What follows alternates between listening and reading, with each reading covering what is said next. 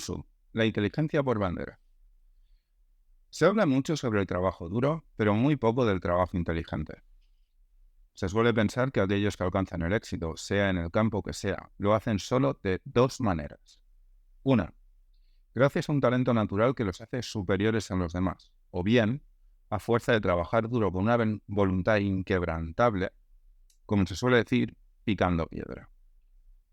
Al final de mi etapa en el instituto, cuando debía afrontar un trabajo de investigación, me decidí por analizar a dos de esas figuras que parecen haber conquistado triunfos al alcance solo de semidioses: Alejandro Magno y Julio César. Lo hice con la idea de averiguar si las claves de sus éxitos se limitaron a su férrea voluntad o a un talento innato, o bien si había en sus hazañas algo replicable y extrapolable a otros ámbitos. Y ahí me llevé mi primera sorpresa. Hay una creencia popular de que ese tipo de figuras históricas llegaron hasta donde llegaron por su férrea determinación y su trabajo duro. Y aunque es cierto que esto fue un componente de su éxito, no fue el componente determinante. En ambos casos fue su inteligencia, la capacidad de comprender la manera de pensar del rival hasta el punto de ser capaz de anticipar sus movimientos y aceptar la realidad como era, sacando partido de lo que les convenía y evitando lo que convenía a sus rivales. Si llevamos esto al mundo de los negocios y el emprendimiento, podemos decir que no triunfaron por echarle huevos, sino por ser más listos que su competencia. Esto me recuerda a una anécdota de mi etapa como estudiante de marketing y gestión comercial en el IES Lluís Apura. Nuestro profesor de políticas de marketing nos mostró la mítica escena del año de la garrapata, en la que un jefe de comerciales motiva a sus comerciales con la frase «con un par de cojones, Fonseca», por supuesto, como ejemplo de lo que no se debía de hacer. Más allá de las risas que provocó esa escena, cuando meses más tarde decidí unirme a la que se puede considerar mi primera aventura como emprendedor, el lanzamiento de un grupo de hard rock con uno de mis compañeros del proyecto, nos servirá como punto de partida.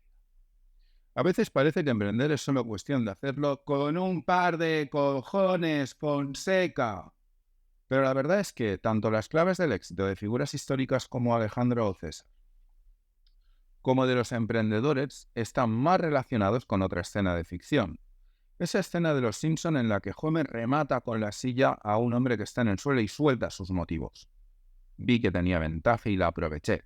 Es lo que hacen los héroes. Y así fue como me propuse analizar figuras históricas para desentrañar las claves de sus éxitos. De esta forma, acabé leyendo un libro del que conocía algunas frases lapidarias, El arte de la guerra de Sun Tzu. Fue tal el impacto que tuvo en mí que empecé a aplicar sus principios a mi trabajo diario. Y así fue como durante una reunión con un cliente nació la idea del libro que tiene entre las manos. Estábamos estableciendo las líneas principales de la estrategia a seguir para un e-commerce en un mercado amplio, pero con mucha competencia. Llegados a cierto punto, mi cliente me preguntó sobre cómo atacar a la competencia, a lo que respondí con una frase inspirada por Sun Tzu: las guerras se ganan cuando el enemigo desconoce que está en guerra.